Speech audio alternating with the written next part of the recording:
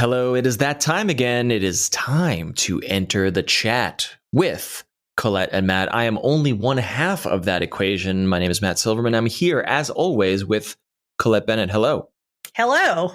Did you know that this is episode 20? I did. 20 years we've been doing this. Can you believe it? We do one a year, and we made it. I mean, I do have to say that it does not feel like we've recorded 20 episodes to me at all. I guess because it's fun to chat. So, like, yeah, it doesn't feel like, oh my God, we've done this 20 times. Yeah.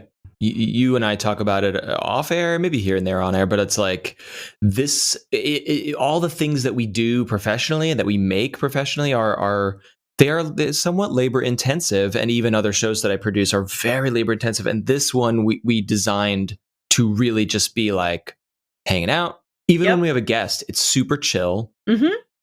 Coming on, hanging out, and then basically hitting publish. I'll make sure that the music is lined up correctly in the but I don't edit it. We're not editing anything. This is what you get. So if you're liking, kind of be like that breath of fresh air of like, I don't have to edit this. I don't have to do all the stuff. I do the other stuff. It's just like the part where I get to have fun making something. Yeah, it really is. That's so nice. It's nice because it's been some time since I've had that. Everything I do for a living is like, okay, like we're gonna set this up and we're gonna book this thing and we're gonna get this footage or whatever we're doing, and this is just like chill town. So yeah, we're loving it. Thanks for sticking with us for 20 years. I cannot believe it.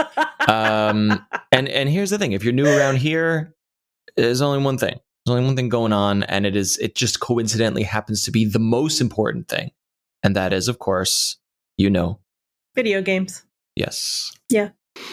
Mm-hmm. What's going on well, first of all, I just have to call out, I know I'm aware of your travels and traversals because we're friends, but also you recently put a picture of where you are and what you're doing in your Discord server, which is linked in the show notes here. We would love for you to join us there. More on that in a second. But you are in a woodland cabin, and I expected you and your husband to just be like, oh, we're just taking a break and chilling out, and we're doing the show, so maybe bring a laptop or something. You posted a photo of your entire fucking desktop computer, monitor, microphone, keyboard. Wait, hold on. First of all, the monitor is a television that's here already that we just connected to. Well done. So that's why I took a ridiculous photo of it, because it's like a 40-inch television. And as we speak, I'm like sitting away from it so my retinas don't burn off because it's so big. I saw the picture on my phone and I'm like, that tower is very small. That's a tiny little. No, it's hooked up to a widescreen television. This is right now I'm recording in a bedroom, one of the bedrooms of the cabin, and like it had the TV bolted to the wall, and so I was like, we brought a small monitor, and we're like, oh, we can use that. And then my husband was like, oh, why don't we? There's a desk in here. Why don't you just put it here, and then you can just use this as a monitor? I'm like, cool. So he sets it up, and I'm like, oh my God, my brain. Like it kind of hurts to look at it, so I'm not going to do that too much. Yeah. But so yeah, to rewind back a minute though, yes, you're right. So we're in North Georgia in a beautiful cabin. We're in this little area. It's actually like a gated forest community called Big Canoe, but you can rent like cabins in here. Nice. And you can actually go all the way up to the top of the mountain that we're staying on. And we drove up there earlier today, and we were like, holy shit, we can see 4 states from up here. This is sick. Wow. But yeah, when we were packing, my husband's like, okay, I'm going to go get the computer. And I'm like, you're bringing the computer. Okay. And then he's like, all right. And he's like, he gets the VR visors. He's sticking those in the back. I'm like, I'm not going to say how much we paid for this place. I'll say a lot. And like, you want to bring like why would I want to go into VR? This is real VR. I'm in literal real VR right now. Like forest retreat VR. Like I'm there. And so he's like, oh, we're going to be there a week. You never know, we can't hike every day, all day. And I was like, well, we could, but maybe not. But suffice to say that this is the first, we got here Monday, and this is the first time that we even plugged the computer in, which I think is good. Sometimes I have moments where I'm like, okay, I love games. I mean, I know they're the most important thing. I know. Yeah, I mean, it's true. But like every once in a while, I'm like, what would it be like to just be human today instead of a gamer? It's really overrated, honestly. I give it half a day before you get bored. Right. So anyway, but yeah, so I did bring it, and I have to say that the next time I do a cabin vacation, I probably won't bother. I'll probably leave it all at home, and if my husband tries to put it in the car, I'm going to be like, put that back. I don't know whether to just bow down and give mad respect to Pat, or to just say like, dude, it's somewhere in the middle. It's somewhere in the middle, and I don't know where. I am surprised that I didn't think about this more, but one reason that bringing the Oculus would have made sense, and I can talk about this when we talk about what we're playing more, is that Pistol Whip's expansion came out this week, and of course you know that I take Pistol Whip very seriously. I saw you tweeting about it or something. I saw some update from you that was like, oh yeah, it's happening. And I was like, yeah, right. I'm very lucky in that Pistol Whip has a little VIP group for people who either stream it or are basically just fanatics about it, and I'm in there. So yeah, I got to play it last week, but it's brand new. ahead of release? Yes. Sweet. Yes. So as of today, I can stream it, and I probably will stream it this weekend since it's brand new. But how do they provide like a Steam code or something for the updated version, or how does that work for you? That's great. Yeah, basically they'll this has happened for all the updates that I've been a part of this group in. They just send you a code, and you have to go into the version on Steam or on Oculus and just make a couple of tweaks in the details, and you basically get entered into a special, beta, or not beta, but you know what I mean, like early VIP, I think is what the group is called. So that's always a delight for me, being, the Pistol Whip addict I am. But yes, I will save more about that for when we get to, because I did play it. It just wasn't, it was technically this week. It was Sunday. So we'll talk about it at a later point. But yes. So yes, to go back to the point, I am in a cabin, and I have not thought about video games too much this week, but things are nice here. I will say that. But actually, a point of order, perhaps technically speaking, this will publish Friday the 13th. Ooh, I didn't even realize that. That's tomorrow. Are you allowed to talk about it at that time? This is an embargo of sorts. What are your limitations? Today was actually the lift of the embargo. Okay, so great. Yes. So you will chat about this. Yeah, I can go later? into it in detail when we talk about like what we've been playing, but I'll save it for that point in time. Cool. Great. But yeah, so yeah, that's what's happening on my end. So how are things on your end? Things are okay. I'm trying to think. You are a full-time podcast producer now. Yeah, mostly podcasts and some video projects here and there. Yeah, it's a mixed bag. You've never done the like business for yourself like approach to this, have you? Not all at once. I've always dabbled in things on the side of the full-time paycheck, but yeah, I mean, this has been a long time coming, and but was chatting with my wife about it earlier today. Of like, the goal here was to give myself space to do other things, pursue other creative things. Like, and this is one of them. Like, this is not this what we are doing here, of course, and this is not news to you, is not a money-making endeavor, of course. Not yet, or perhaps ever. But so giving myself the time to do things like this, and fortunately or unfortunately, like, that time has been sopped up by childcare, because the kids they wrapped up their limited amount of camp, and then we are also just keeping an eye on the various COVID things and getting ready for school. So like, I just have to accept the fact that August will sort of be like a part-time working time, and the rest will be parenting time, and that's okay. Like, we're fine to do that. And but it has been bothering me that I have not been more productive, but I need to shake that off and get rid of that mentality. And so that is good. And then just filling the rest of my brain with Sea of Thieves, which I will talk about later. Okay. Oh my God. I can't wait. But first, you had this really, when we talked about it at first, I was like, oh, is that really is that a show? Like, is that enough to talk about? But then the more I thought about it and the more we talked about it off air, I was like, there's quite a bit to discuss in this topic that you proposed. So this is we're trying to build episodes here and there that are not just, hey, what's up? But more like, what do we think about this? Or remember this game, side note, totally unrelated. And I'm about to give you the floor to introduce today's topic. But I picked up some food with the kids, about 2 hours ago, and drove past the area where the Blockbuster used to be. And it has obviously been long gone, but as I'm just passing by, and occasionally when we pass by, I'm like, I tell the kids, that used to be a place where you would go and you would go into the store and you'd come home with a video game or a movie. And of course they're like, what? Disney Plus is in there? What? A physical game or a physical movie that you held in your hand. And I just had this feeling washed over me as we were driving by today of like, is there anything better than being a kid and just going into that candy store and walking out and just the anticipation of getting home to play a thing that you have never played, do not own, but you're going to get to like gorge yourself on this thing for 3 days.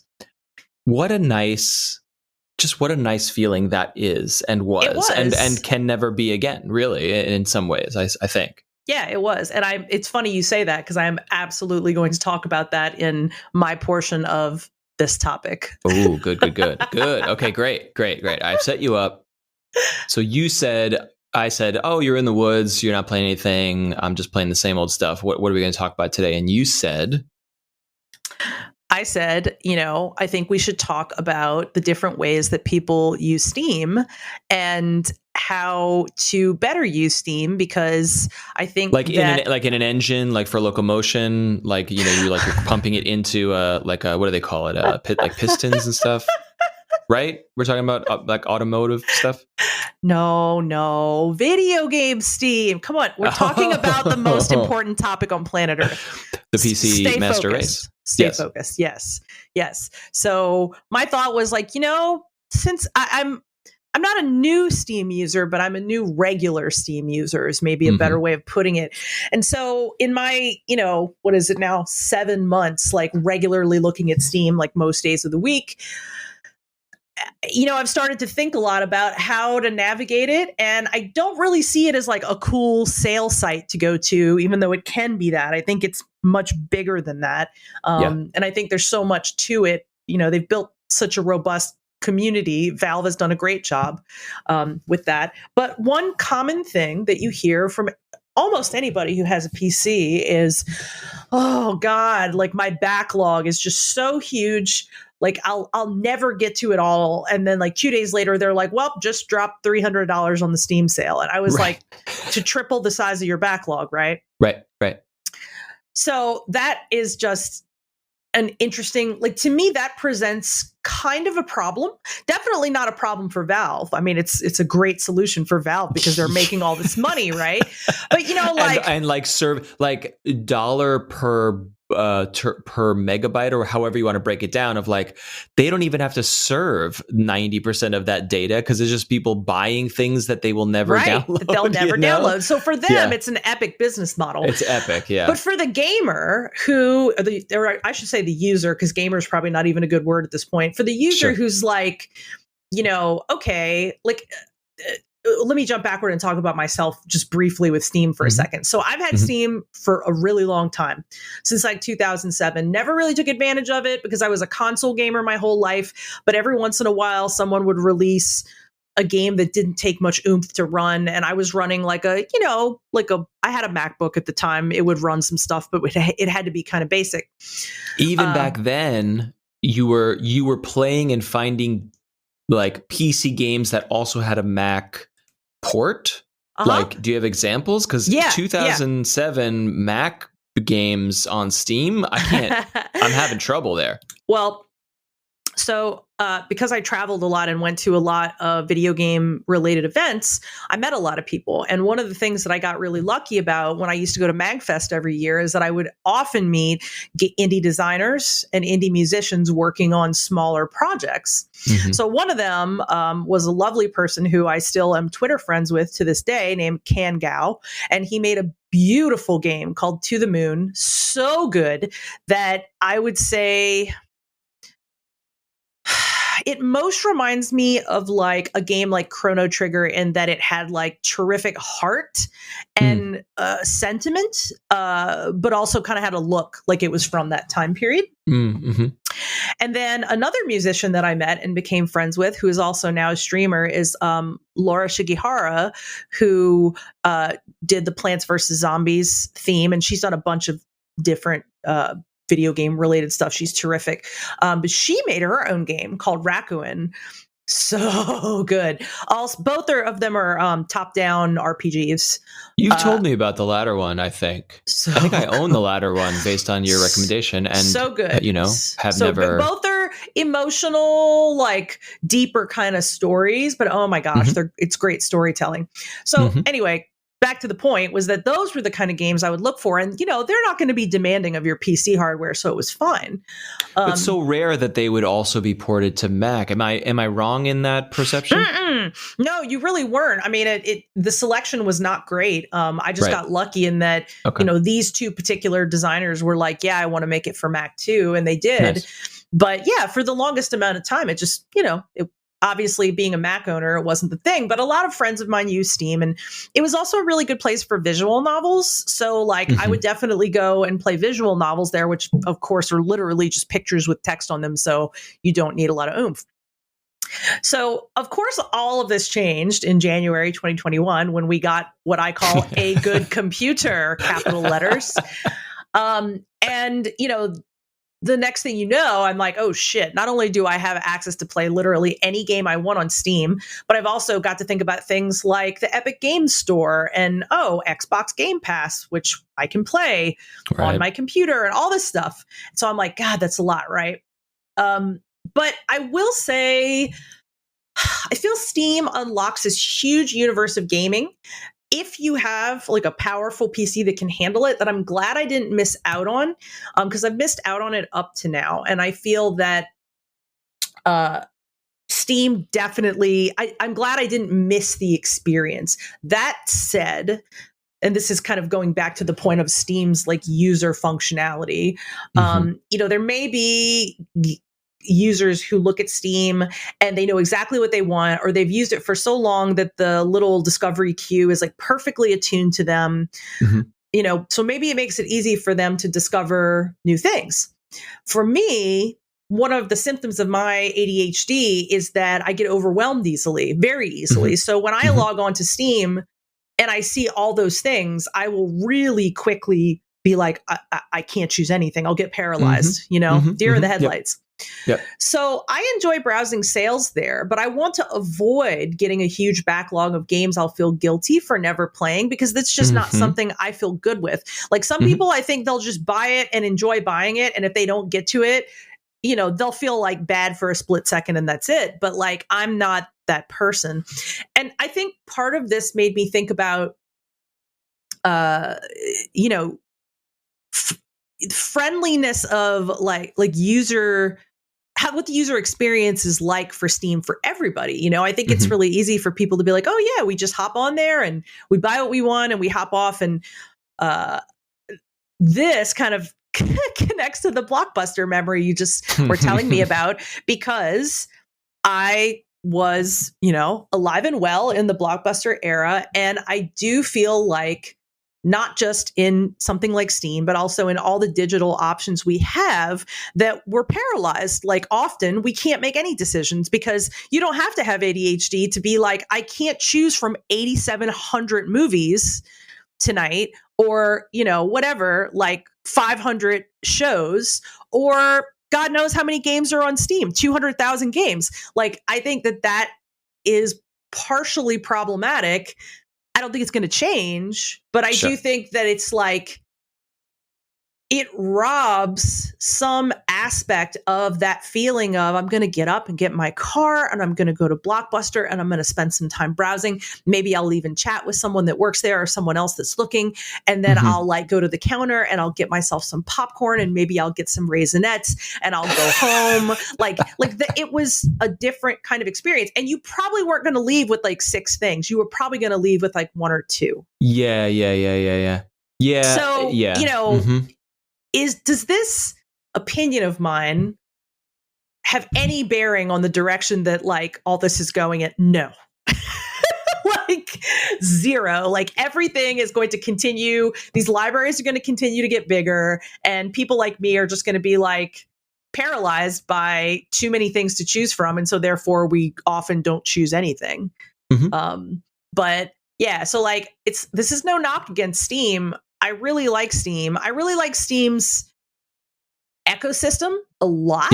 I did not purchase. I wanted to purchase, but never got around to purchasing the whole like Steam Link Steam controller setup.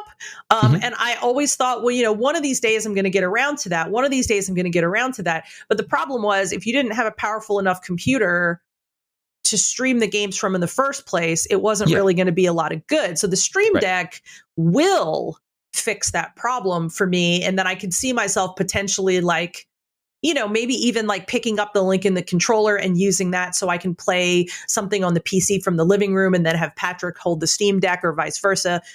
So I think that would be a really good, you know, it's very versatile. I like the way they've designed that part of the ecosystem.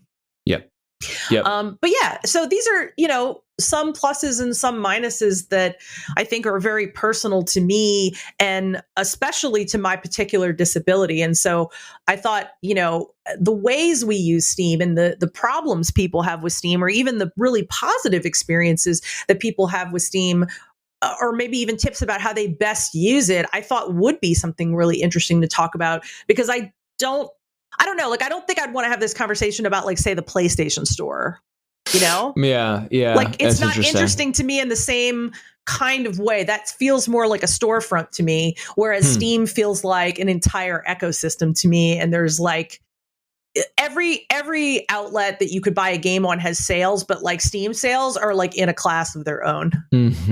You know, because you're like, holy shit, I just spent $30 and I got 12 games. Like, and that's a reality that is very interesting to me. So, okay, I'm going to take a breath. You talk. There's so much to cover here. And I'll only start by saying that, like, you're absolutely right, full stop. And that's also to say, like, this is not a thing that you alone are feeling or observing. Like, I think this is the symptom of infinite choice, and multiply the, like, what do I want to watch on Netflix problem by at least 10,000, because even if you settle on a Netflix movie, that's 2 hours of your life. Like, a game is a good games come in all shapes and sizes, but many games are, as we have discussed at length, are like, I need to play 40 hours of this to really get my get the breadth and scope of what this product is. And so that is even more interesting, or it's more challenging to pick, as you were saying. But let me spin it another way. And I'm not saying this is the antidote, but this is the system or the mentality that has solved this problem for me. I'm all ears. I don't view games across any platform, but I'm mostly a PC gamer, so I don't view them as necessarily as sales or dollar values, or I got to grab this bundle or whatever. I almost exclusively view them as time. And so interesting. That's cool. I know what I want to play. And I know when I hear about a game and then I read a review or I listen to a community that's playing it, and then I say, okay, check. This checks all the boxes. I'm very compelled by it. I'm going to then say, do I have time to play this now? And if the answer is no, I won't buy it, even if it's on sale, for the cheapest price ever. I try not to fall victim of like, well, this one day I'll play this, so I'm going to grab it and then buy it, and then maybe I will. But if I don't play it then and there, as you just said, as you explained, it's possibly unlikely that I ever will play it because, to your point, 50 other games as good or better than that game will happen between now, time of purchase, and time of like, I have time for this now. And so what I do instead of buying games and having them in a library forever uninstalled, when a game piques my interest and meets a certain threshold, I will put it into a Trello board. And I know you're familiar with Trello from various systems. Yeah. We use it to track the podcast and get organized around this show. We have used it at work. I adore this system. It is a Kanban system, which is an organizational school of thought, which is like, here's a thing, and it's on the left, and it's, especially for production, because I make a lot of shows, and it's like, this is an idea, and then it goes into booking a guest, and then it goes into, we're recording this episode. Now the episode's recorded, so it moves over to the right into the editing column. It's sort of like a spreadsheet, but you move things around more effortlessly, and it's a good collaboration tool. But for large projects in my work and personal life, I use it to keep track of shit. And what project is more important or complicated than what should I play and when should I play it? And so I have a Trello board with all the games that I am playing, have played, am interested in, am keeping tabs on, And so when it comes time for me to say, as I said, I'm going to sink 40 to 80 to 100 hours into Sea of Thieves. Like I feel that in my bones. I know that's happening. I really am not going to play much else in that time, probably.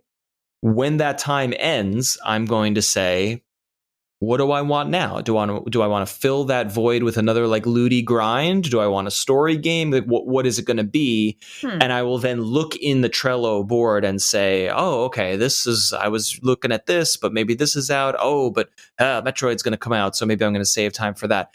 And I just say, okay, I'm ready for the next game, and then I'll just buy it on whatever platform I want to play it on, because the time is now, with very rare exceptions where it's like, this game is, this is a guaranteed must buy and it is on sale. Great, grab it. Like I did that with Red Dead Redemption 2, because it was always like, one day I will need to play this game. I have the PC to run it without an issue.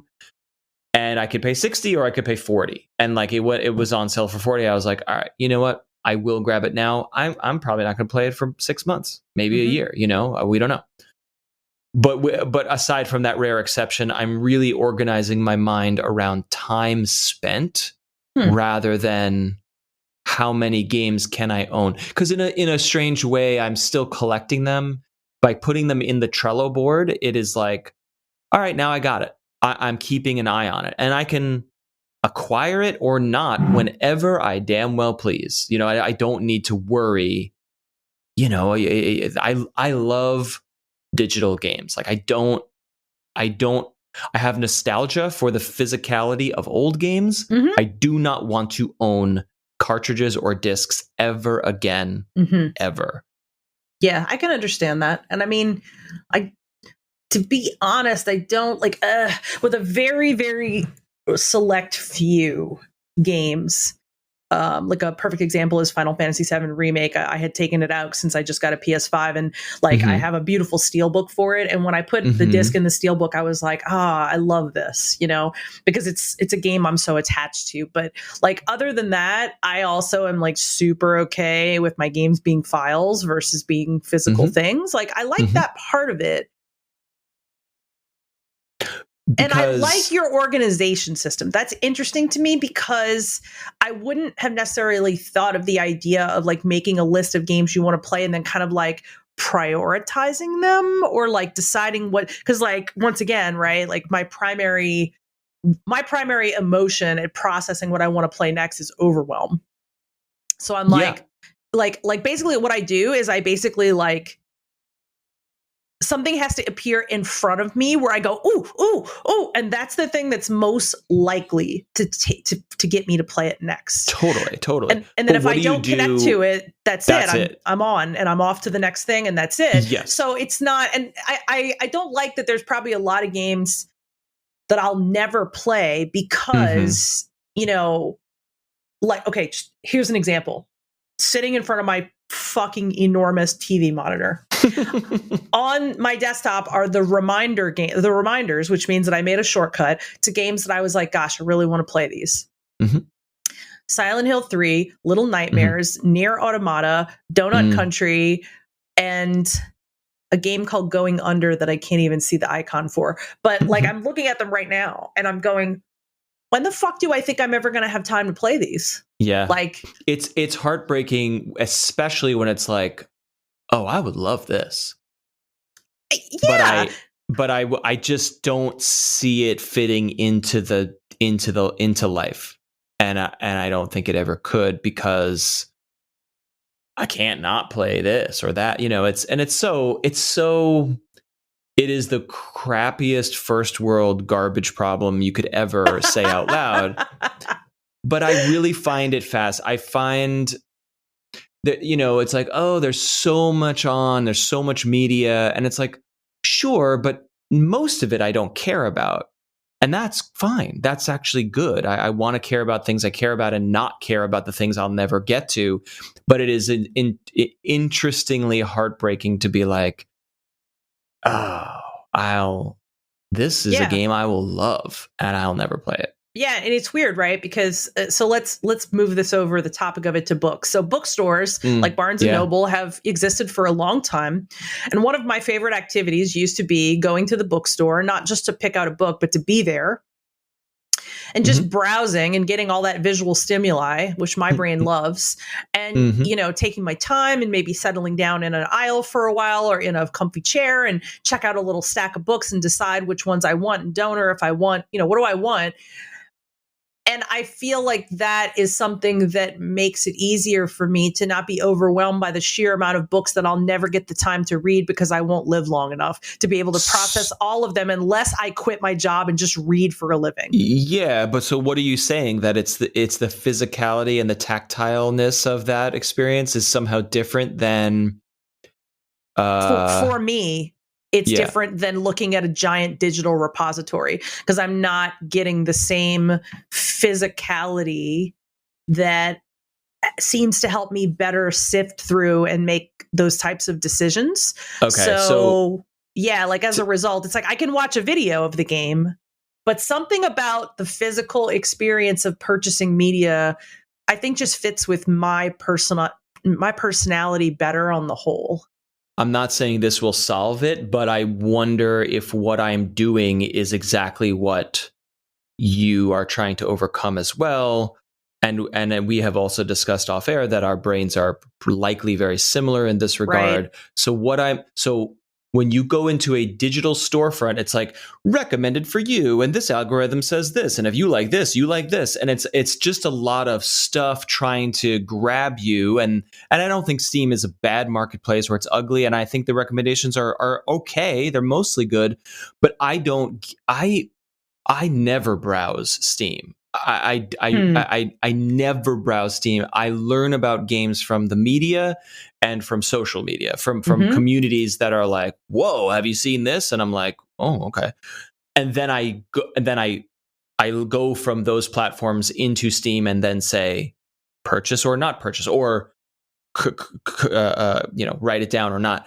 And I guess what I'm saying is like, don't browse Steam.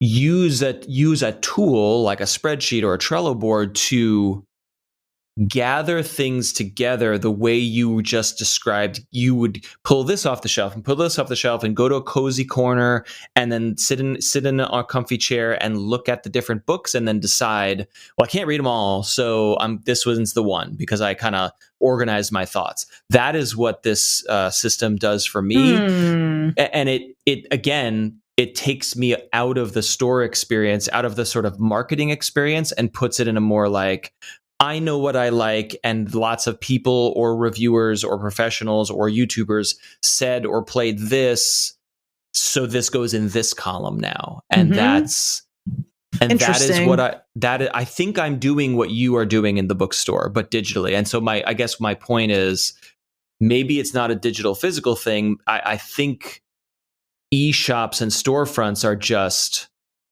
check out this sale, and you're like, well, I don't know what that is. Maybe that's good. I don't know. It's different from what do I like? Yeah, it does. It sounds like you've got a sorting method that really helps you. But like, for instance, you mentioned like how you're thinking about what to play, and like the big factor for you is time. Like, how much time, will this take for me to play this? And I never think about time ever. Like, I only this is actually a filter that applies to much of my life. You have a very, very, very short window in which anything can catch and hold my attention. Yeah. Because my attention is so scattered. And so if something gets lucky enough to fall in there and amuse me, then it may stay. But like, there's two layers of that. One is, did this capture my attention enough for me to purchase and try it? And then step two, now that I'm trying it, is it grabbing me enough to keep going? And I think those are separate steps. Yeah. And I guess what I'm maybe saying is like, I'm getting real organized on step one so that I don't get burned at step two, where I like invested the time, spent the money, went to step two, tried the game, and I was like, God, why did I think this was good? What a waste of time. What a waste of time and money. Yeah, I've done that. I think that's what my system is trying to avoid. And, and this gets back to like the whole, like, I really try not to play B- games. And we've talked about it at length. No disrespect to B- games, but like, if I'm going to put 40 hours in, I need to be fairly confident that what I'm hitting purchase on here is going to be installed now, and it's going to be, 40 hours later. I'm good. That's kind of where my head goes. Yeah, that's really interesting. I've really never thought about it quite like this, but it does make me kind of think like, for instance, at the bookstore, the process of elimination of, I picked up these 5 books I'm interested in, but I'm probably not going to buy all 5. So I'm going to go sit down somewhere and kind of look through them and read the intros and see what holds my attention most. Cause I tend to like to leave the bookstore with 1-2 books max. But like when I'm not really, I have a wish list, but even that is like way too long. So I think like a system like that, where it would be like, these are the games that like, the top 5 things that have caught my attention in the last month. Yes. And to look at them in such a way like the books, where it was like, well, which of these would I want to play the most? Or like, what kind of surfaces at the top after looking at this for a while? That might be a way for me to better organize and sift to decide what I really want to put the time into. And then use the wish list, which is a great feature on Steam and many other platforms. Make your top 5 list in another system, meaning like, I can't wait for these games to come out. I'm really excited about them. And then you're just living life. And then Steam will be like, hello, this game on your wish list is now available. And you're like, oh, this is a top 5er. It's here. It's available. Yep. Is it $20? Is it $40? The difference between $20 and $40 for a game that you're going to spend 300 hours playing, that is negligible to me in the time to dollar ratio. You know what I mean? So I don't buy into sales and then own games that just sit. I just wait for games to become available, or I wait for time to become available, if that makes any sense. Yeah, no, it makes perfect sense. And I like having kind of a new lens to look at it through, because it makes me think that perhaps I could not feel quite so overwhelmed and cluttered when it comes to, well, what am I going to play next? And you know what else it does? What I think keeps the games off the quote unquote backlog, because it's, I don't, that term is nebulous, but I think the way you framed it and the way most people think about it is, I bought this game and one day I'll play it, but I can't seem to get to it. I have the quote unquote backlog too, but they're not owned. They're just ideas of things that I might want to play. And so what happens often is, I don't know if I can't think of a good example, but it's like, oh, I can't wait to play this game. It's so good. I don't have time for it. Days go by, weeks, months go by. And then another game that is similar or scratches the same itch and is somehow better or more relevant for some reason, that comes along and I'm like, oh, I'm going to play this. And the game that I previously thought was the bee's knees is redundant in some ways. And then what happens is I bought and played the better game and didn't spend time on the redundant game, and therefore it gets sort of knocked off the list. And again, that's just a shuffle of priorities, but I didn't buy it. When it went on sale, I just wrote it down, I guess, Right. Yeah, that's definitely interesting. Earlier today, I saw that it was in my Facebook feed that the game 13 Sentinels Aegis Rim was on sale on the PlayStation Store. And so many people have told me to go play that game. Yeah, and I've heard great things. I'm like, Vanillaware, and it's a sci-fi, 13 intertwining stories, and it just it seems so very me, and I've missed it, right? And I've had multiple people I really respect be like, oh my God, you must play it. So I went and looked at it, and I was like, all right, it's a $60 game on sale for $26.99. I'm like, that's a pretty good deal, but I'm pretty sure it's also a long game, and so I put it right on my bookmark tab, bookmarks tab at the top, so I could look at it for the next few days and be like, are you really gonna so this is the way I agonize about games. But that's it. Right. So I'm wondering, don't worry about that number. Just say, this is a game for me. I think many people tell me it's great. I'm not going to play it now. Just bookmark it. And one day you're going to wake up and be like, I need a fucking anime sci-fi game now. And then if it maybe it'll cost $50 instead of $60, and it will still be because because we were talking about the Final Fantasies, and I was like, all I do is grind looty games. I need a good old fashioned JRPG, and then I just grabbed it, because that was the right moment to have it.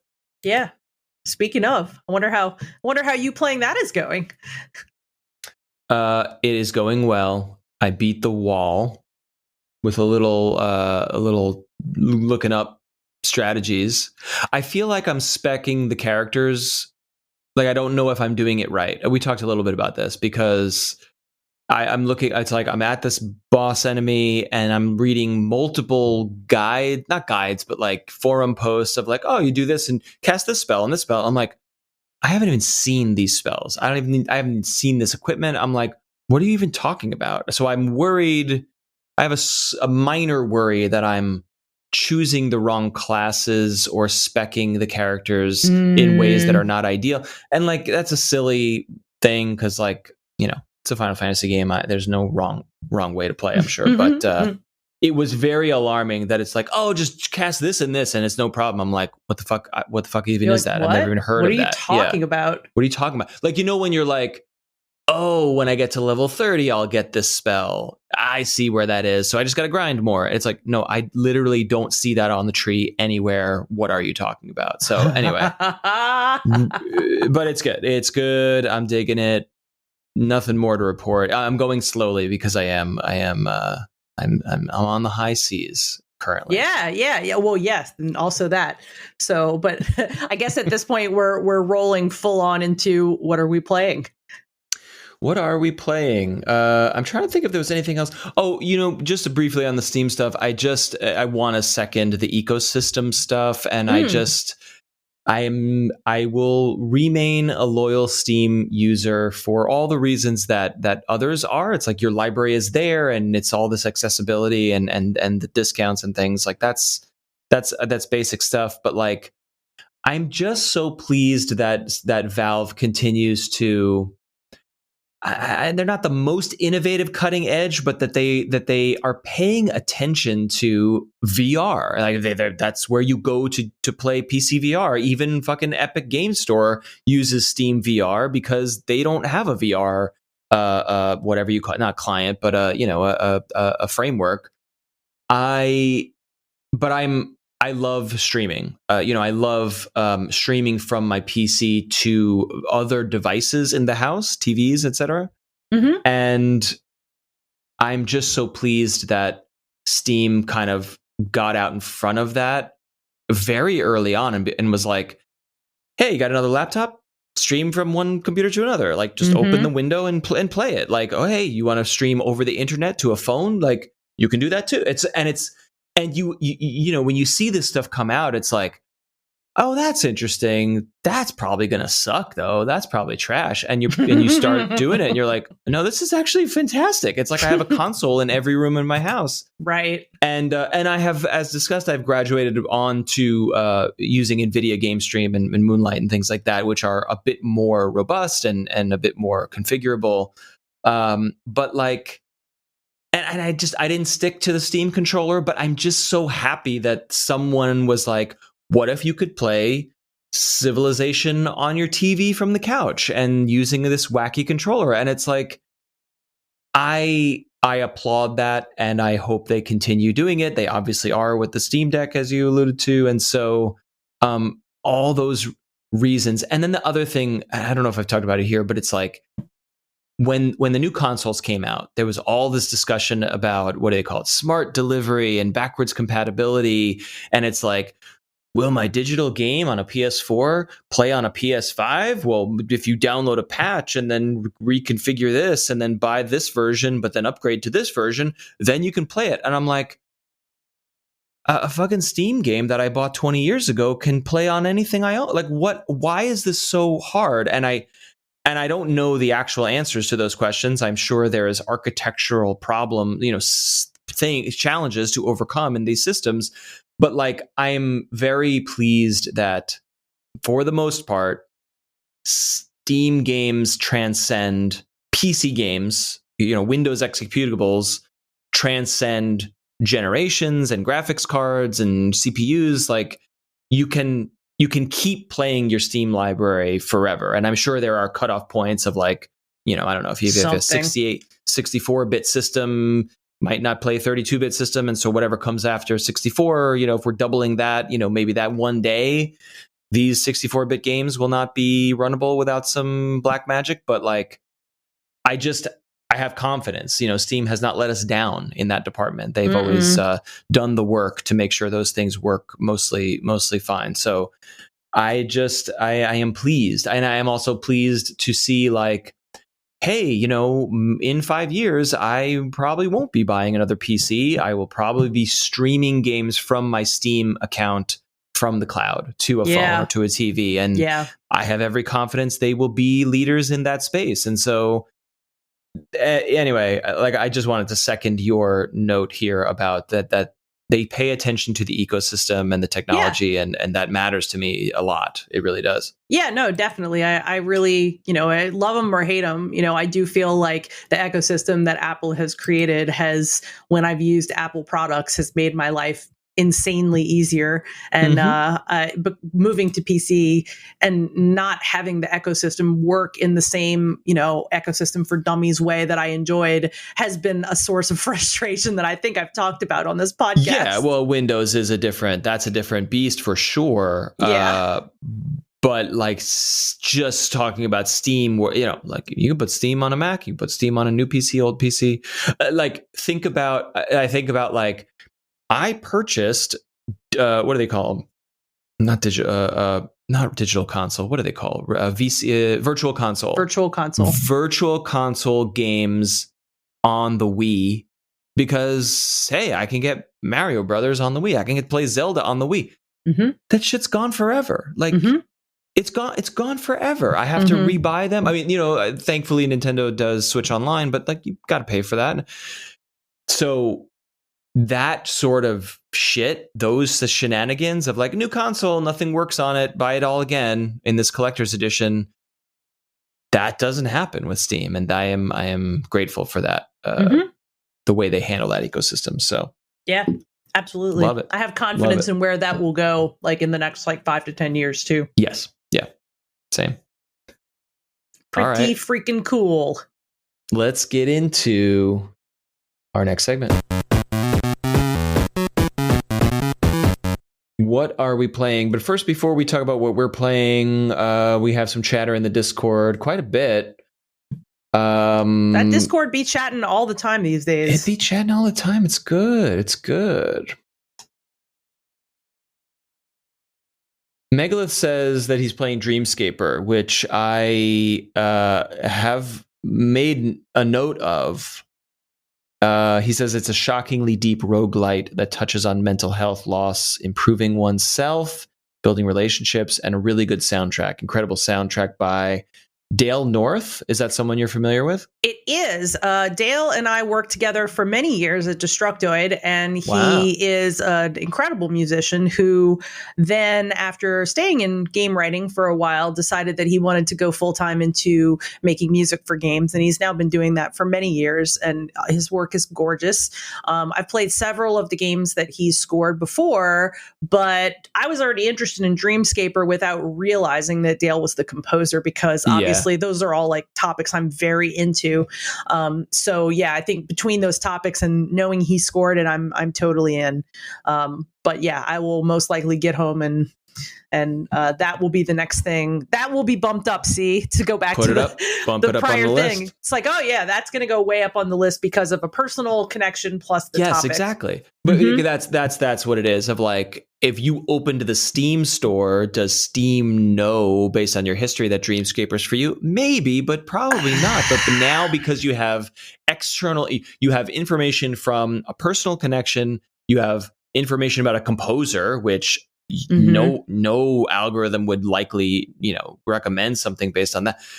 It's the external sources only that inform this kind of stuff. Before the podcast started, but after I read that, because it went in before the podcast started to the Discord, I looked up Dreamscaper on my phone, and the literal first review that popped up says, and I read this directly from where it's written. Dreamscaper is an action roguelike that combines the combat of Hades with the relationship building of Persona 5. There you go. Someone was like, let's make a game for Colette Bennett. That's what I'm saying. That's it. That's a Colette Bennett game. Wait, what did we call it? A Colette-ass game? I think you called it 10 episodes ago. That is a Colette-ass game all the way. So yes, TM. I'll definitely be playing that. Definitely. And now it's on the queue. So, right. I love it. Yeah. Yeah.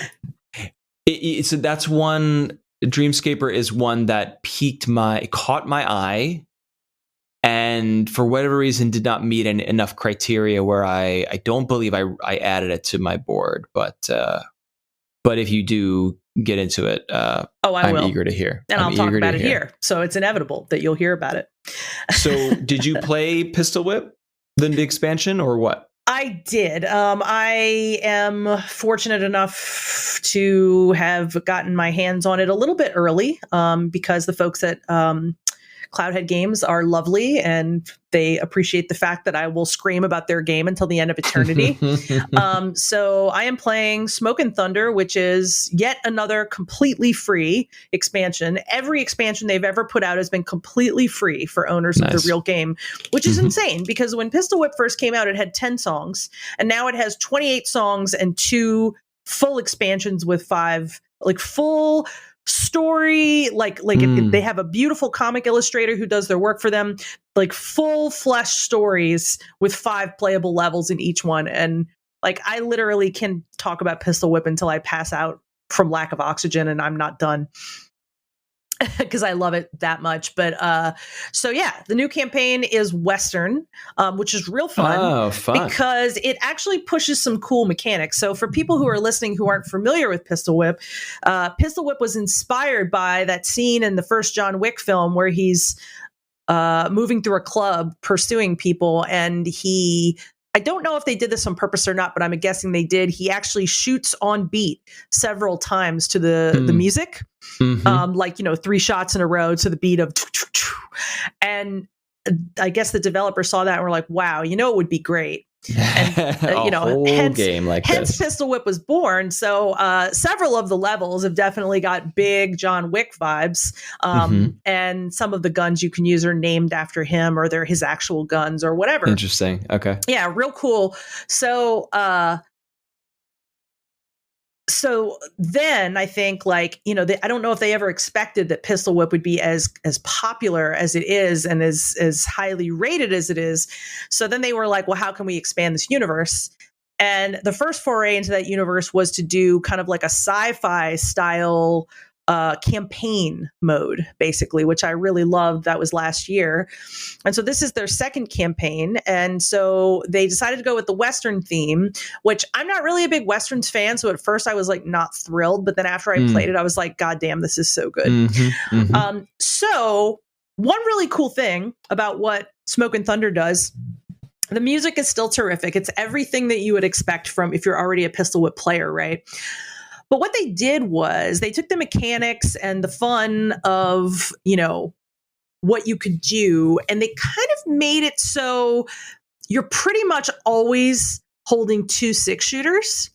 Yeah. So what's cool about that is that in the, I think, second and third levels of the campaign, you change from 6-shooters in both hands to some other gun. But anyway, the gun has 2 shots in it. And so you have to reload every 2 shots, which sounds like a massive pain in the ass. But when you're playing the actual levels, you kind of realize that it forces a certain type of strategy that I've never really had anything quite like that in Pistol Whip before. And I really appreciate that. Like, for instance, I tend to be a one-hand Pistol Whip player. So I prefer to play the levels with one gun, because it used to be that there was a point deduction for playing with a second gun.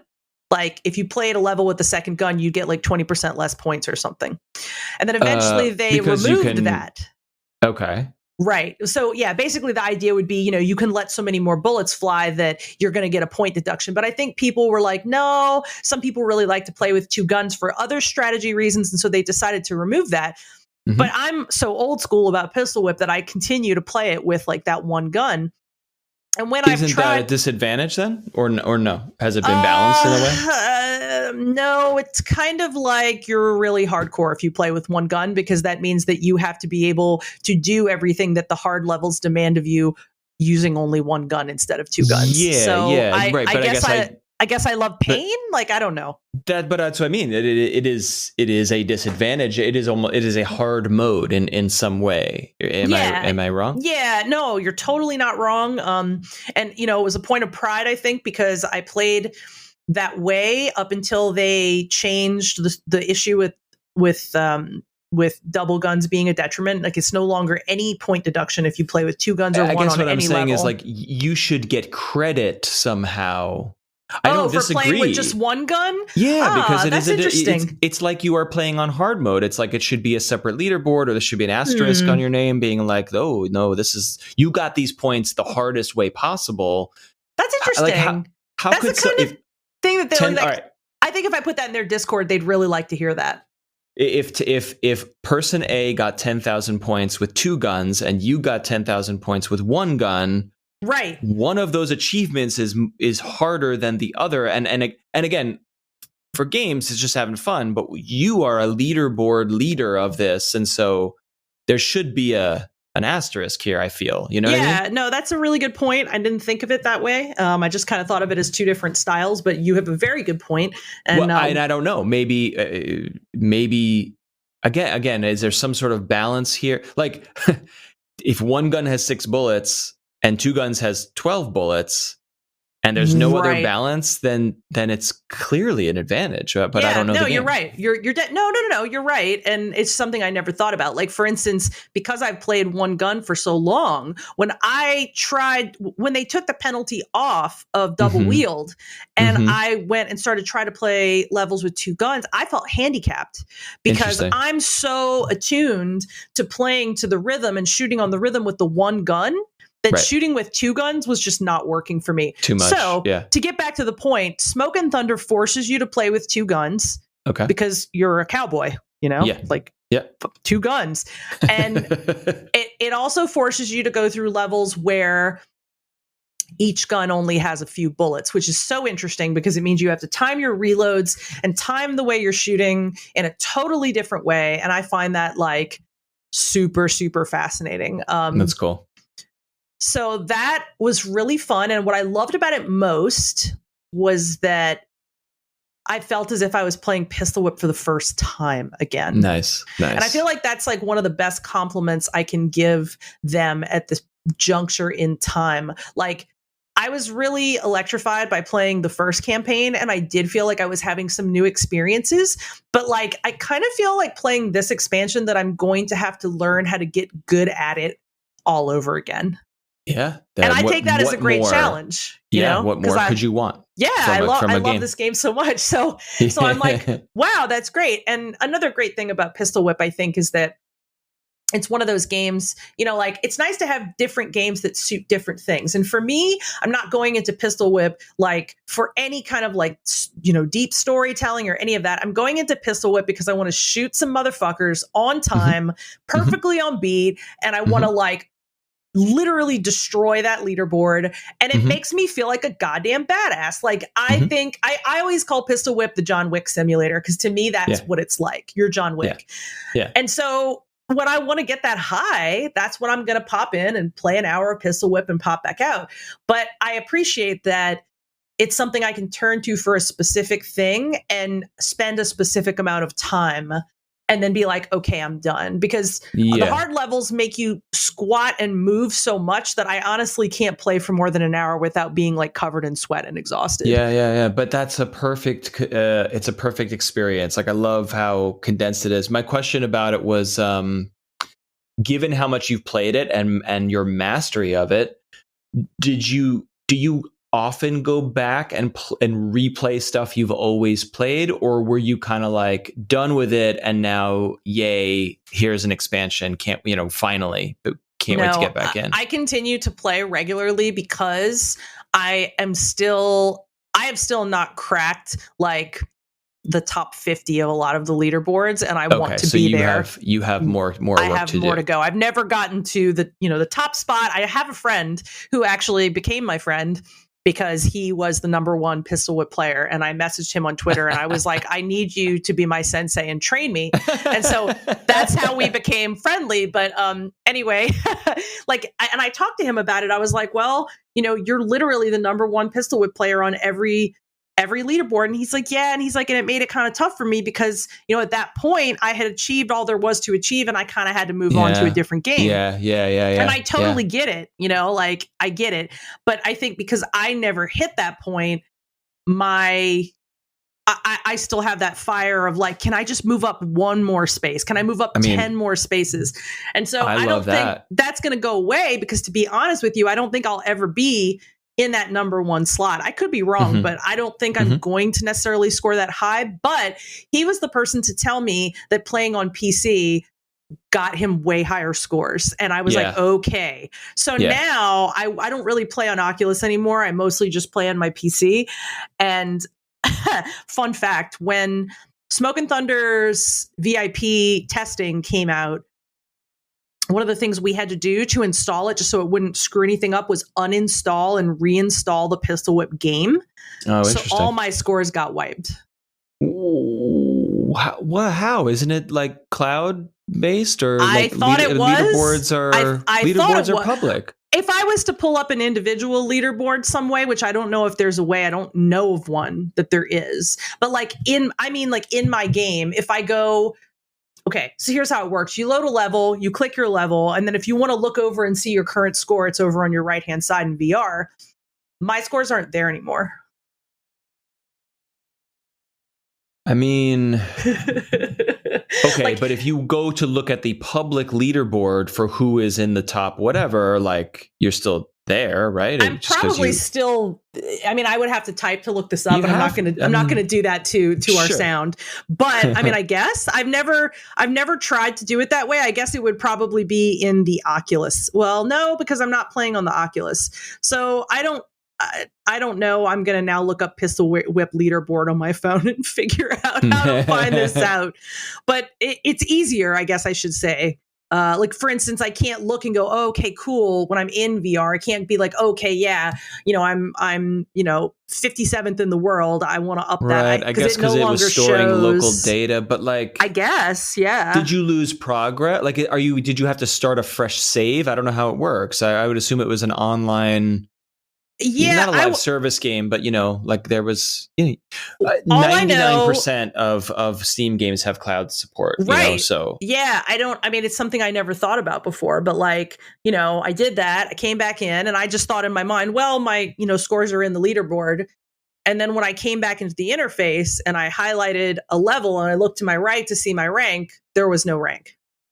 I mean, that's maybe because you're in this beta or something. Maybe, perhaps. Maybe it could be. Actually, you know what? Ooh, you just pointed that out, and I remembered that last time I did the beta for the prior campaign, that when I was in that mode, that I couldn't see my score. So maybe that's what it is, not the reinstall. I hope too, because like it would suck. But I was just like, ugh. And then Patrick was like, "You can just do it all over again if you want to." And I was like, "Yeah, but I don't wanna." No, I mean, those are some achievements. And I don't know the game, but like this is a precision speed kind of game. That beautiful run you had 6 months ago would be hard to recreate. There was a magic moment that happened. So yeah, absolutely. It's got to still be there though. Come on. Somehow, some way. Like I just did look it up on my phone. And I did see that, like, you can definitely look at those leaderboards. So, I mean, it'd be a matter of figuring out where, I guess, to find myself, if I could search my username or something like that. Yeah. It's just so much more convenient to just look to my right while I'm playing and know my current where score. You are in relation. That is not there anymore. It's got to be because it's the beta client is like a new instance. And so... what do I know about game dev? But this sounds like it's like, oh, who are you, new user? Welcome to this game. Like, it's not you. It's a different instance. So I bet when you go back, I hope. Right. Yeah, that's crazy. I will have to find out. Now I'm curious enough that maybe I'll actually like have a look at it after the podcast is over. Which I know I'm in my beautiful cabin, but I'm going home tomorrow morning, and I'm like, you know what? Maybe I'll just look. You just got to know. I might just, you gotta know. Yeah. But one real quick, I just want to insert that also I'm playing one other game, which is 100% a fucking clicker game, which I usually never play, but I feel the need to talk about it briefly because it is such a fucking delight. The game is called Old Friends Dog Game. And it is a game where you run a senior dog sanctuary for homeless dogs who don't have homes and won't be adopted because they're too old. Okay. It's a real sanctuary that really exists. And the sanctuary thought, hey, wouldn't it be fun if we made a game, and in it, you get to meet the dogs. Some of the dogs are like lifers that have been there forever. And some of them are dogs that actually live there that you can freaking adopt in real life, which blows my mind because I've seen so many shelters do so many interesting things to adopt out their animals. But to me, this is maybe the most genius thing I've ever seen any shelter do. Because you're like falling in love with these virtual versions of the dogs. And then someone goes, it's a real dog. And you can have him. Where is this shelter located? Like in the world?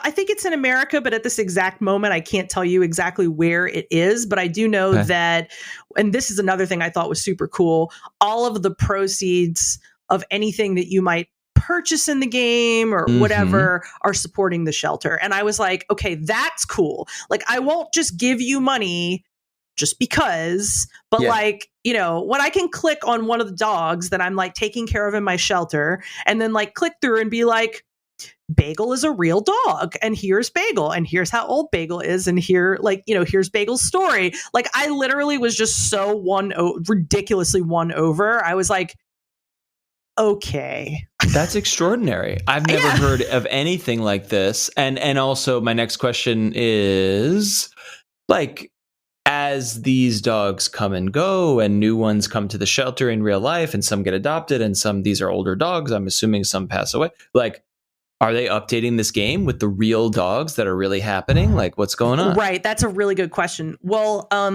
so I haven't been playing a super long time, only about 2 days, but so far my shelter has 2 dogs. One dog is a dog that is considered the mascot of the Old Friends Senior Dog Sanctuary. He's a blind older dog named Mac. And he is, you know, he's in it. He's the main dog, the first dog you get.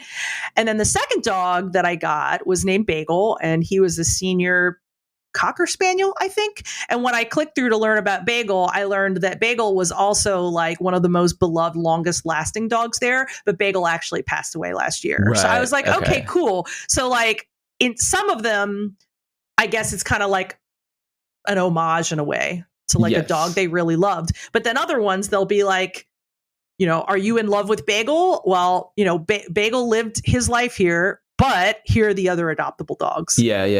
And I'm like, y'all are fucking geniuses. It's genius. I mean, like, okay, you run a nonprofit of any kind, or you run a shelter or whatever, and there's a marketing team, and they're like, okay, what are we going to do? We're going to buy Facebook ads. We're going to put up billboards. Like, how are we going to get our stuff happening and our message out? And some fucking genius was like, let's make a Tamagotchi for the real fucking dogs. So what is it a management set? You said clicker, but like, are you buying resources for the dogs to help them? Like, are you growing the shelter?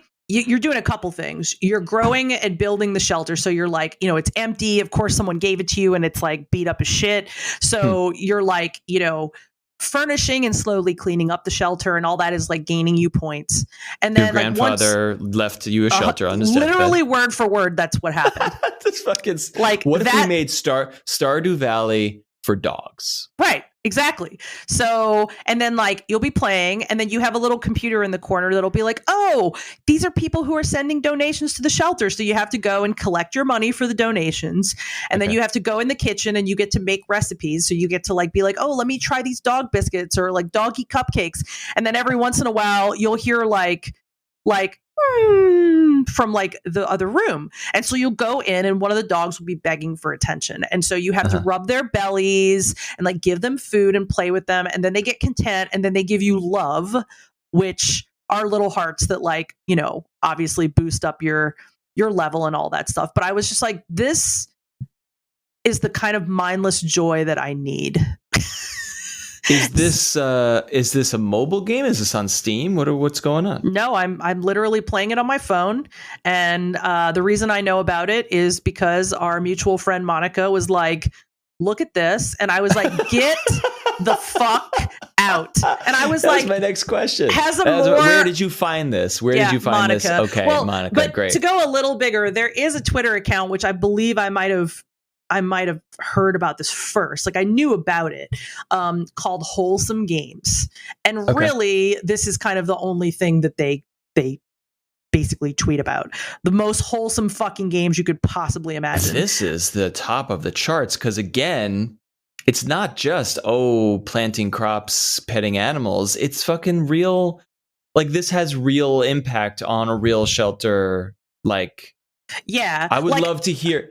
let's get them on the show. You know what I mean? I was just about to say, like, if we invited them on the show, I would have to back so far up from the mic because I would just be like bubbling the entire time. I'd be like, oh my God, this is like the coolest thing. I can't believe you guys did this. And they would just be like, whoa, this girl. Like, no, because we need to know how did they come up with this? And also how many funds have been raised or dogs have been adopted from this. Right. This is extraordinary. I mean, you know, like most games of this type, you can, you know, make microtransactions. So, you know, like when I go to the store and I'm like, ooh, you know, I need to get some ingredients to bake some biscuits or whatever. Like you can scroll down past the food and it'll be like, would you like to buy, you know, I think they call them like bark bucks. You know, and you have the option to buy bark bucks, which will buy you other things within your game. And it's like, usually I'm like, these motherfuckers are trying to like steal my money. But like, I look at this and I'm like, oh, you want me to pay $50 in bark bucks? And then the money's going to go to taking care of the old dogs. Okay. I mean, call it your charitable donation for the year or for the quarter, whatever you're able to make. Like, how much fun is that? And I mean, look, it's not like it's not incredibly fun to support. Like, I support shelters regularly. I support every year. Like, for my birthday, I far prefer to, you know, give to a shelter, to raise donations for a shelter instead of, you know, having people give me stuff. Like, it's one of my joys, right? But I mean, come on, like this approach to me is just kind of genius. It's genius. It's genius. So I'm glad I shared it because it was, I was like, ooh, I don't want to take up too much time tonight with it because I'd already talked about another game. Are you kidding? It's so good. It's just too cool. So yeah, I would absolutely love to get them on the show. And let's try to do that. That's extraordinary. Yeah. I mean, I need to know like where the idea came from. And then like, I'm sure the game was farmed out to a mobile dev, and that's not a exactly. I'm not saying that in a negative way. It's like no, but it's like we have this on idea. The shelter staff, made a fucking game, but like it's amazing. But I forgot to tell you one last thing, which probably, as charming as this is, was maybe the thing that charmed me the most. You can do live streams with the dogs, where you have a stream and they appear on the stream and you get to choose what food you're going to give them and what treat you're going to give or what toy you're going to give them. So then you start streaming and you have a little chat thing that comes up on the side where people will say, oh, can you give Mac a treat? Can you let Mac play with the red ball? And as you do that during the stream, you gain, you know, more stuff, more points, more money to use or whatever. So you freaking live stream on their version of Twitch within the game. Get out. Those little chat and whatever that's just like NPCs or whatever. It's not you're not streaming no, it's not for real people. That would be players. Insane. Okay. That would be pure insanity. But I mean, you know, even so, kind of. I want this to be like social. Not that you would be trading dogs. It's not Pokemon or anything. But like, I want, you know, I feel like if you could interact with other players of the game somehow to like trade goods to help the dogs. I don't know, but Jesus, I get it. Like the idea just gets bigger and bigger the more you think about it. And I think it's super, super cool. But anyway, so super fun. Go play Old Friends Dog Game. It's awesome. And hopefully we will be talking to the developers in the very near future. Old Friends Dog Game. That's the full, that's it. Wow. Yeah. I'm pretty sure they'll have a Twitter account too, and I probably already follow it, so I'll try to look it up and figure out who we would talk to. But yes, Jesus Christ! Shout out to Monica. Holy shit! Of course she would know this game. Because I'm like, I'm like sitting here being like, where did you read about this? Who told you? Yep. Great. Would you like to talk about something now? I will talk about. I just cannot get over the fact here that like this game, Sea of Thieves, live service game from Rare, which we were talking about in the Discord too, published by Microsoft, came out in 2018. So this is 3 to 4 years old now, and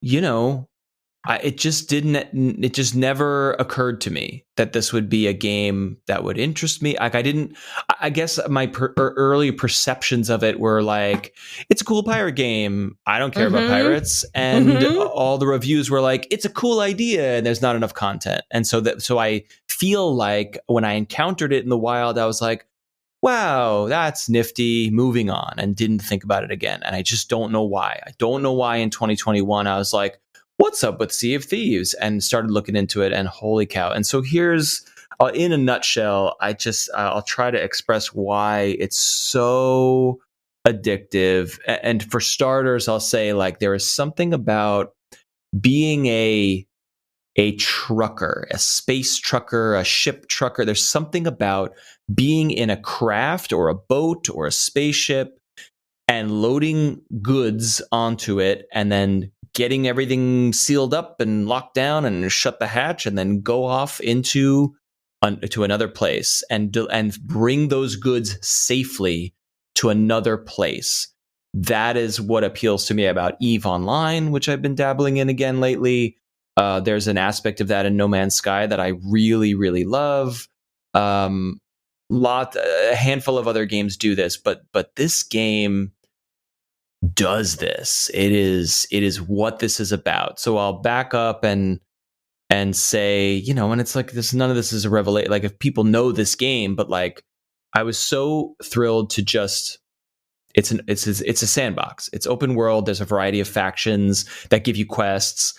And you go, and it's like, all right, go to this island and dig up this treasure. And you got to like look at the map and be like, what the fuck island is this? All right, it looks like kind of like a chicken leg. Or I'm going to look at the big map and say, oh, it's here. Okay, that is northwest from here. Okay, circle it on the map. Okay, pull down the sail, and I'm playing solo. I'm not playing with a crew, but I think the big fun is like you get other players on your ship with you, and everyone has their job to do. But I'm playing solo, and it's a smaller ship, and for starters, it's like you need to manage your ship like for real, and turning the wheel is like you got to turn it and crank it, and then you start moving, and then you got to turn it back and lock it in place. You got to pull the sail down, you got to angle the sail, you got to pull up the anchor. Like, everything is a process, and this ship is moving across the ocean in this sort of like, it's a lumbering, slow ship way, a pirate ship way. And then the wind catches the sail, and you're off and you're going. And wow. You're out on this huge, huge ocean alone. And that is very serene and peaceful and relaxing, except you got to pay attention to your shit, because like you're moving, and then like the map is like, all right, northwest, great. I got a clear shot to this island. And then there's a big rock, hey, watch out. There's a storm, or there's something fishy going on up there. So you got to like, you pull out your spyglass and look out across the water, and then like crank the ship wheel and get your heading straight. And then now I'm off course. So I got to get around these rocks and turn back. Like, you need to be on your shit because you've got something to do, or you're transporting cargo. And so just that alone, those mechanics of managing a real ass ship is really compelling. And it's a bit of a learning curve, but the systems they have in place are really extraordinary. And then the real thing that is going on here is just this crazy amount of emergent gameplay. So even in the early stages, it's like, go to this island, dig up this treasure. Okay. And you're going, and the fun is that 50 different things can happen on the way to the island, so you go to the island and you're looking at you drop anchor, you jump out, you're looking around to find where it is, and you have a compass. So you're like, okay, I'm on the south side of the island, so I'm facing the opposite direction, but I know that the treasure's in the east. So if I turn west, then I'm going backwards. And okay, I think it's going to be by this tree. And you go over to that area you think it is, and you dig, and then you hit something, and you're like, yep, I just used a compass, a map, and the fucking stars to find this buried treasure out in an open sandbox world. And that first feeling, these like baby quests that start you off are like, whoa, okay. Again, this is not Skyrim or something where it's like, and follow this quest, walk until you reach the quest marker, and then you're there. It's just not that. It is completely open. So you you scoop up the treasure, you load it on your ship, and then what tends to happen, and it's all very emergent, and procedural is not the right word because it's the same map every time, but it is maybe you find a bottle on the beach that has a riddle about going to somewhere else on the map, or maybe you're attacked by skeletons, or maybe you see another player off in the distance and you got to say, shit, is this player coming towards me? What are they doing? Mm-hmm. What flag are they flying? Because that matters. And I won't get into that in too much depth. And if they are coming at you and you read that as a threat, what do I do? What do I have enough time to lug this treasure chest back on my ship, pull up the anchor, set the sail, and get out of here? Because chances are they're gonna attack you and steal your treasure. So the other thing that I had to learn, which I found very interesting, was if you die, you respawn on your ship fairly quickly. And so when you first start the game, you're like, oh, I could just die as much as I want. Like, what the fuck? There's no penalty for dying. That's weird. And if your ship sinks, then you just get a new ship. Like, you just respawn on a new ship and you're back on a ship. And you're like, what's the point of this game? This is so weird. And what I came to learn through the emergent gameplay is like, oh, it's about the treasure. It's about the cargo and the treasure and the things that you have accumulated in a single, let's call it a run. So you start at an outpost, which is sort of like the civilized area where there's shops and merchants and all the NPCs that you interact with to get quests and cash in your gold and actually, you don't upgrade any equipment. It's all cosmetic. There's no leveling. There's no get a better gun. There's nothing. It is just cosmetic upgrades. You rank up with the factions, which give you access to better quests, which get you more money, which gets you more cosmetics. And so that's the loop. But any player you meet ever in this game has the same gun and sword you do. There's no leveling. So that I found also very interesting. Interesting. So what I came to realize, which I find really compelling, is that, okay, I'll walk it back. If your ship is I don't know what you call it, solvent. If your ship is healthy, is sailing, if you die, you spawn back on the ship.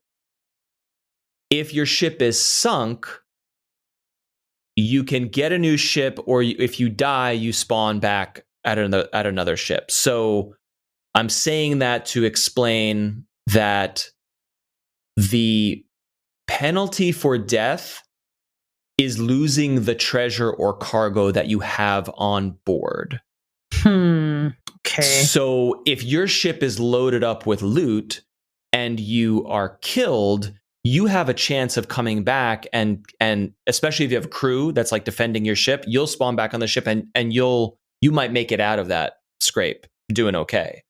But if your ship gets sunk, it's over, even if you are still alive, because your loot goes into the water and then it can be scooped up by other players, or eventually just sinks and it's gone forever. And what you are then losing is the time that you spent digging up treasure, fighting skeletons, or moving merchandise or commodities across the map. And so what happens is you're not really afraid of dying, but you're afraid of, like, I have a boat full of goodies that I have sailed through very treacherous waters, and I'm almost there, and I'm going to cash this in for a fuck ton of gold. Oh, shit, there's someone out there. Oh, shit, they're coming out. And it is the most, like... I mean, that seems accurate. That seems like what it would be like. That's exactly. And that's so cool.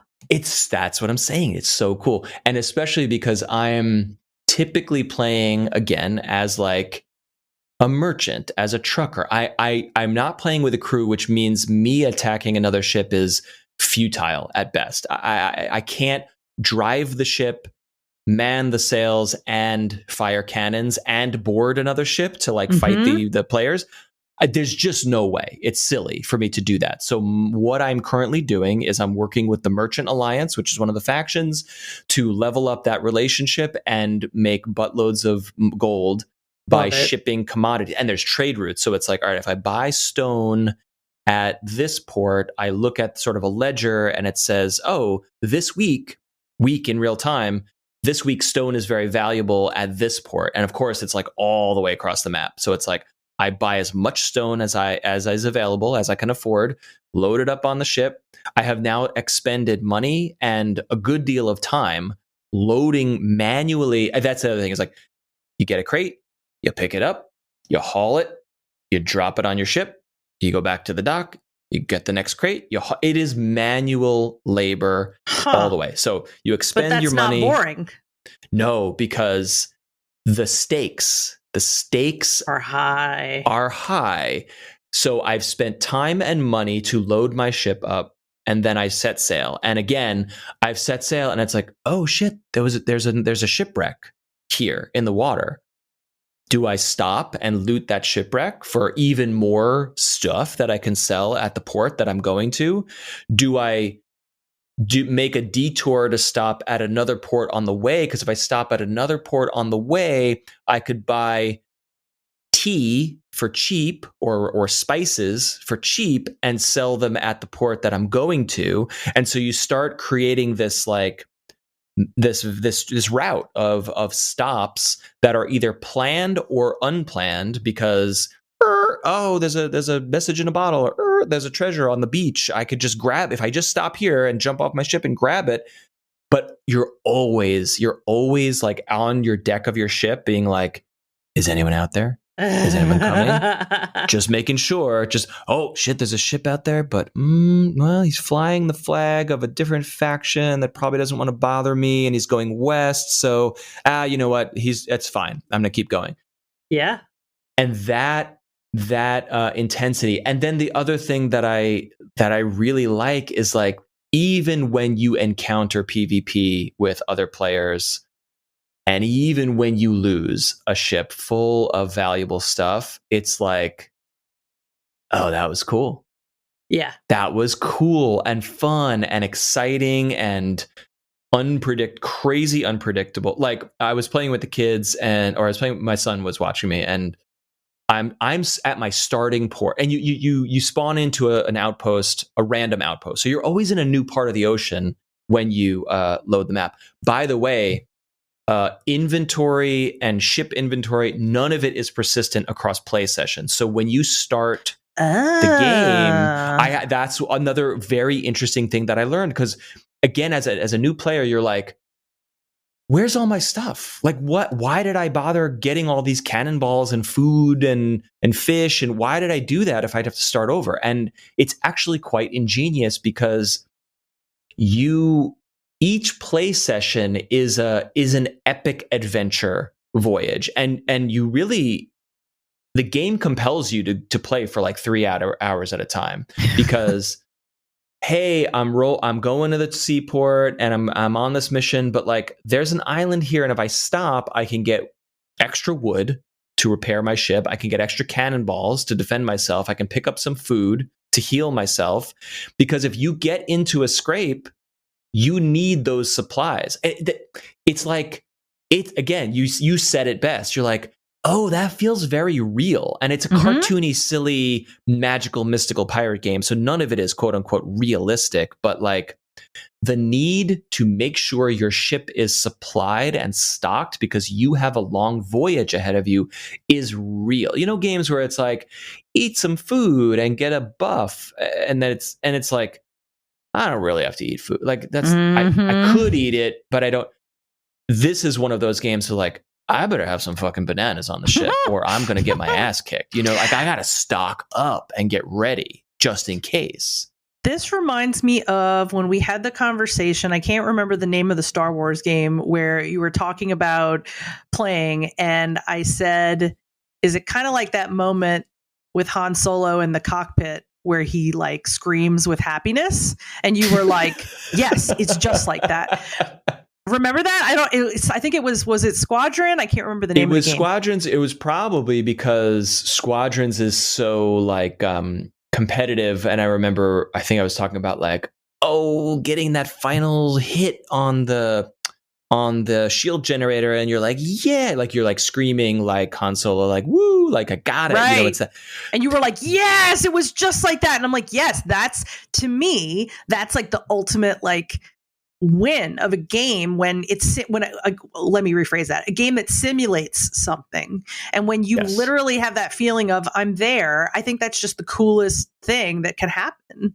Yes and in this case, it's not the like woo, it's the like, oh shit, like you're like, I'm saying out loud, what is that? Oh no. Who's out there? Like, oh crap, what do I do? Okay, get the anchor up, go. Yes, so it is exactly like, and again, maybe it's just this pandemic and being home and whatever, but like, I've never been a social, competitive PvP anything. I've never played these kinds of games, and then all through the last 2 years, I've been like, let's go, and I like that it is cooperative and competitive, and that you can completely avoid. If you know what you're doing, you can get the hell out of there before trouble starts. But like I was saying, I was loading the ship yesterday, 2 days ago, playing with my son, and there's voice chat too. So if you're really playing hardcore, you're talking to your crew on voice chat, but then it's also proximity. So you can hear other players when they are close enough to you, and also there's one item that every pirate has, which is a megaphone is the wrong word because it's piratey time, so it's not electronic. Of course, it's just a cone that you shout, can like, you shout into it, and so if you point the cone toward another ship and then you talk into your microphone, which I'm not using, but other players of course do. Mm-hmm. You start hearing them out over the water being like, hello there. Oh my gosh. And you can communicate with other ships. You can form alliances with them. You can say, surrender your treasure, or you can sneak up on them. So like so I'm at port. I'm fully docked. I'm completely vulnerable. I'm off my ship. I'm loading crates. And all of a sudden I just hear this sound like, and what I realize is it's just someone with their mic on, running an air conditioner or something, not talking. But this guy just rolls up and parks right next to me. And my son is like, yeah, you gotta get out of here. He's gonna get us. And there's like nothing I can do. So I just like look at him, and he looks at me, and he like says like, or he types in he's not even talking. Like it's not audio chat. It's just text chat. It's like, do you need a banana? Need any bananas? I was like, nope, all set. And he's like, all right. And I'm just waiting for him to pull out a gun and shoot me in the face. Dude just like wanders around, looks around, gets on his boat, sails away. I'm like, holy shit, we would have lost like 20,000 gold in cargo if he could have sunk my ship right there. If he wanted to. Yeah. But it was very tense. And I think he was armed, like he had his gun out, and I'm like standing there like doing a jig, being like, ha ha ha, don't kill me. And like, you didn't quite know what was. Yeah. And so I've had players roll up, and I would hear them on the island, like you hear them around you, and you're like, shit, I didn't know anyone was here, what the fuck. And then someone was just like, hey, need any help?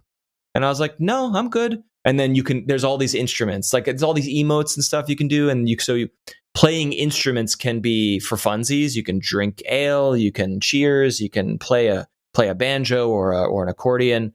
And sometimes those things trigger clues in the treasure map. So it's like, at the skeleton 3 paces south from the cage, play a jig, and then you'll unlock the next clue. So there's like gameplay reasons, but players also just like play sea shanties while they're sailing, and it's just fun. And so this player is like, need any help? I'm like, no, I got it. And again, I'm waiting to just be murdered. And then he just starts playing an accordion, and I play the banjo, and like the game syncs up our songs, and we're playing songs together, which then is like, you got the achievement for playing a song with another crew. Here's 10,000 gold. I'm like, fun. Great. And then he went his way, I went my way, and I sailed on. And it was like, this is so, and like I've been murdered many times also, but like those moments of like, oh, okay, we're just having fun here. Cool.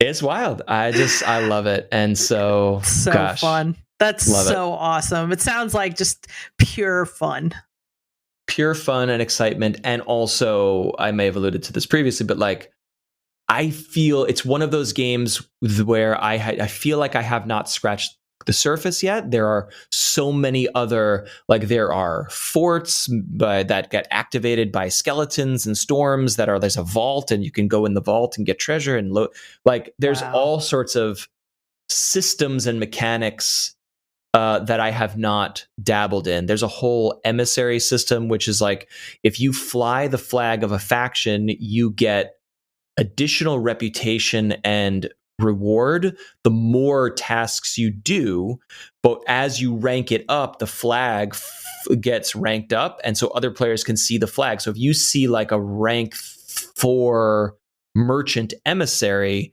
you the other, if you see that on the water, you're like, yeah, that's a player who's been out on the water playing for 2 hours and is probably stocked with commodities and treasure. Right. Let me go kill them. And so you're basically saying, kill me, please. You're flying a flag that says kill me.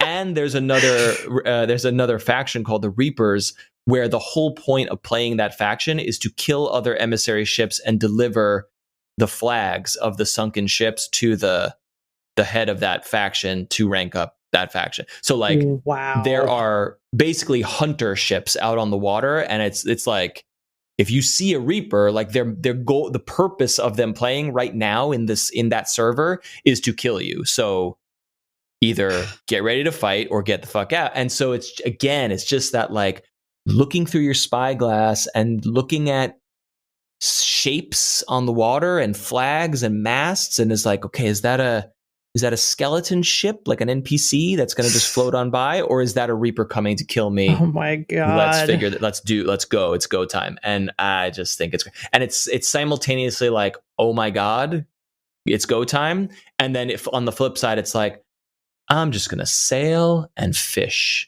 Let me just fish. And even the fishing mechanic is, like in other games where you're fishing and it's like, bloop, bloop, and then you pick up the rod and then you get a fish. Like, you just waited for the splash, Stardew Valley or whatever.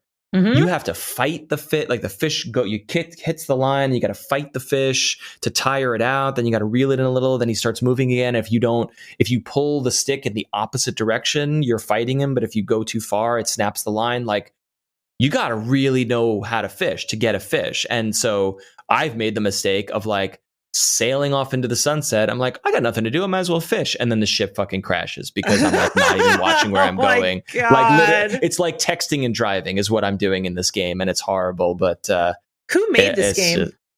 This is by Rare, which is then published by Xbox. Right. Yeah, it's an achievement. It's a real achievement. I think it's a unique game.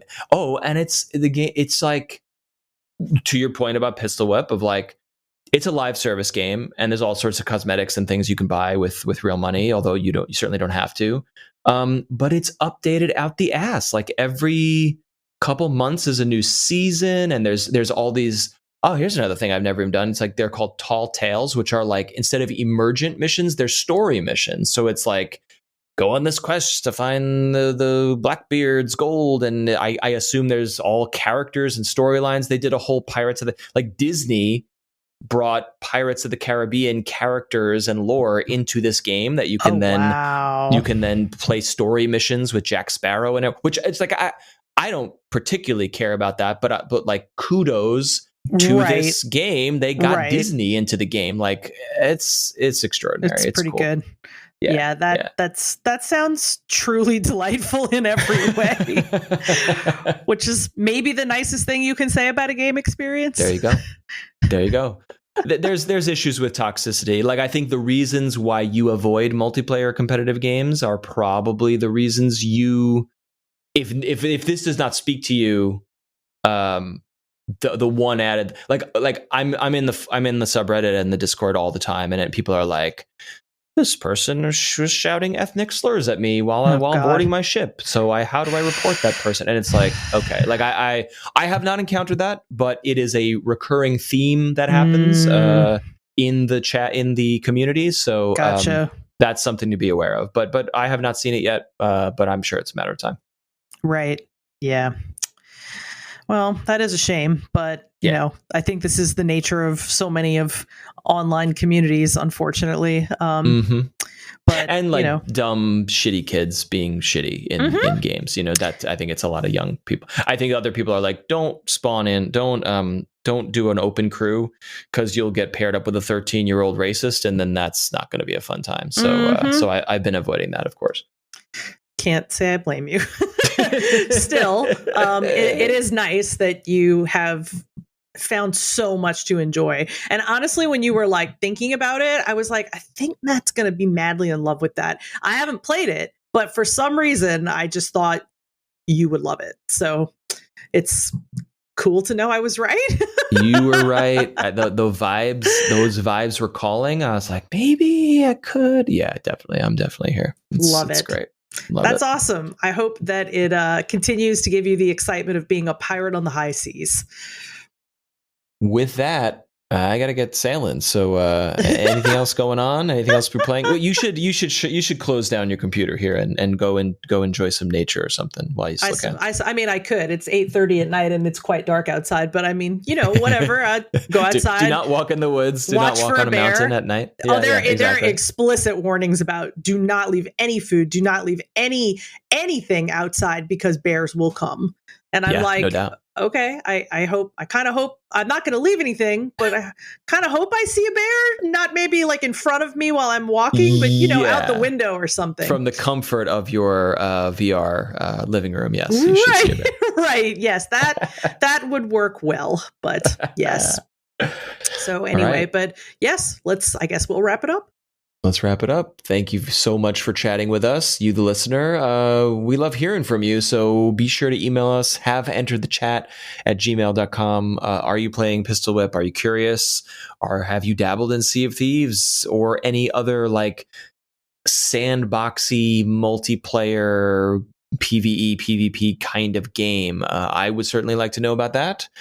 So send us an email. Also join the Discord. You've heard some chatter already from that community. Kind of a great place. Kind of a great place, I have to say. I love it more and more every week. And it's robust and active without being too much, which is saying a lot. From me, a person who goes into overcrowded Discords and is like, get me the fuck out of here. So it feels spot. Yeah, it feels like sitting around with a group of friends and chatting about games, which is exactly what it is, I suppose. So please come into that Discord and then ruin it by adding too many people. That's the goal. No, just kidding. Of course, you can't do that. You can't do that. But you may join us if you would so like. Please do. And tell us what you're playing in there or chit chat about whatever else the folks in there are talking about. It is always a lively conversation, as Colette said.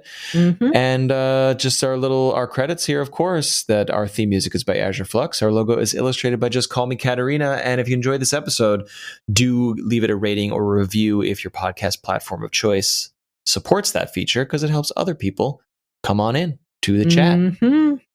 Thanks for hanging. Take it easy, everyone. I will see you all next week. Bye. Bye.